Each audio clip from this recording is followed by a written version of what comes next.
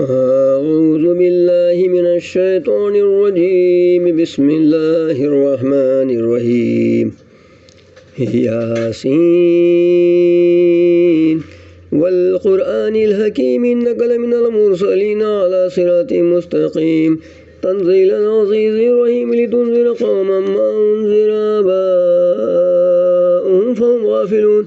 لقد حق القول على أكثرهم فهم لا يؤمنون إنا جعلنا في أعناقهم أغلالا فهي إلى الأذقان فهم مقمحون وجعلنا من بين أيديهم سدا ومن خلفهم سدا فأغشيناهم فهم لا يبصرون وسواء عليهم أنذرتهم أم لم تنذرهم لا يؤمنون إنما تنذر من اتبع الذكر وخشي الرحمن بالغيب فبشره بمغفرة وأجر كريم إنا نحن نحيي الموتى ونكتب ما قدموا وآثارهم وكل شيء أحصيناه في إمام مبين واضرب لهم مثلا أصحاب القرية إذ جاءها المرسلون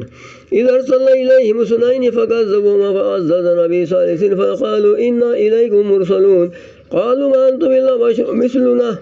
وما أنزل الرحمن من شيء إن أنتم إلا تكذبون قالوا ربنا يعلم إنا إليكم لمرسلون وما علينا إلا البلاغ المبين قالوا إنا تطيرنا بكم لئن لم تنتهوا لنرجمنكم وليمسنكم منا عذاب أليم قالوا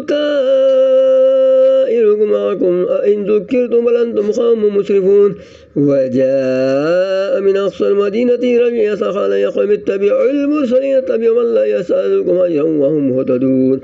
وما لي لا أعبد الذي فطرني وإليه ترجعون أتخذ من دونه آلهة إن يردني الرحمن بضر لا تغني عني شفاعتهم شيئا ولا ينقذون إني إذا لفي ضلال مبين إني آمنت بربكم فاسمعون قيل ادخل الجنة قال يا ليت قومي يعلمون بما غفر لي ربي وجعلني من المكرمين وما أنزلنا على قومه من بعده من جزء من السماء وما كنا منزلين إن كانت إلا صيحة واحدة فإذا هم خامدون يا حسرة على العباد ما يأتيهم من رسول إلا كانوا به يستهزئون ألم يروا كما أهلكنا قبلهم من القرون أنهم إليهم لا يرجعون وإن كل لما جميع لدينا محضرون وآتوا لهم الأرض الميتة أحييناها وأخرجنا منها حبا فمنه يأكلون وجعلنا فيها جنات من نخيل وعنب وفجرنا فيها من العيون ليأكلوا من ثمره وما أميلته أيديهم أفلا يشكرون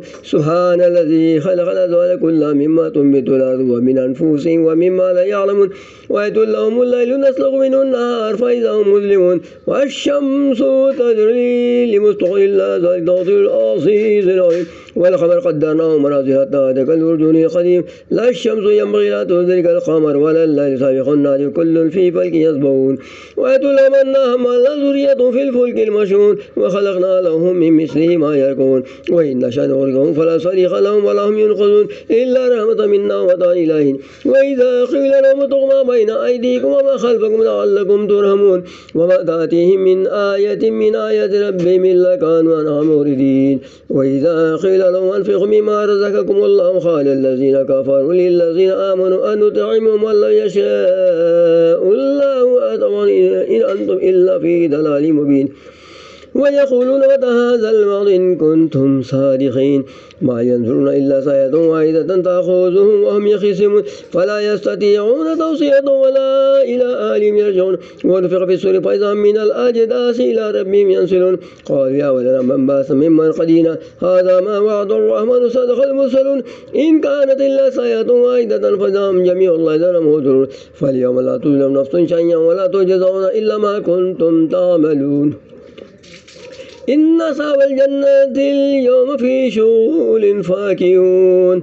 هم وأزواجهم في ظلال على الأرائك متكئون لهم فيها فاكهة ولهم ما يدعون سلام قولا من رب رحيم وامتازوا اليوم أيها المجرمون ألم أعهد إليكم يا بني آدم لا تعبدوا الشيطان إنه لكم عدو مبين وأن اعبدوني هذا صراط مستقيم ولقد أضل منكم جبلا كثيرا أفلم تكونوا تعقلون هذه جهنم التي كنتم توعدون اصلوها اليوم بما كنتم تكفرون اليوم نختم على أفواههم وتكلمنا أيديهم وتشهد أرجلهم بما كانوا يكسبون ولو نشاء لطمسنا على أعينهم فاستبقوا الصراط فأنى يبصرون ولو نشاء لمسخناهم على مكانتهم فما استطاعوا مضيا ولا يرجعون ومن نؤمره ننكسه في الخلق أفلا يعقلون وما لم الشعر وما ينبغي له إن هو إلا ذكر وقرآن مبين لينذر من كان حيا ويحق القول على الكافرين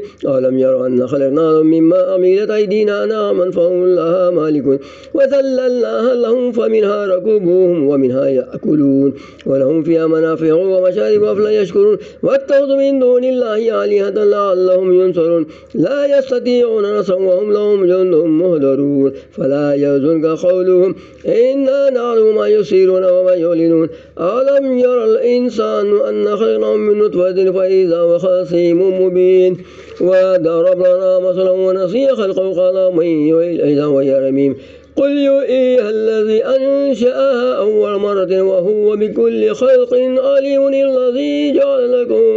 من الشجر الأرض نارا فإذا أنتم منه توقدون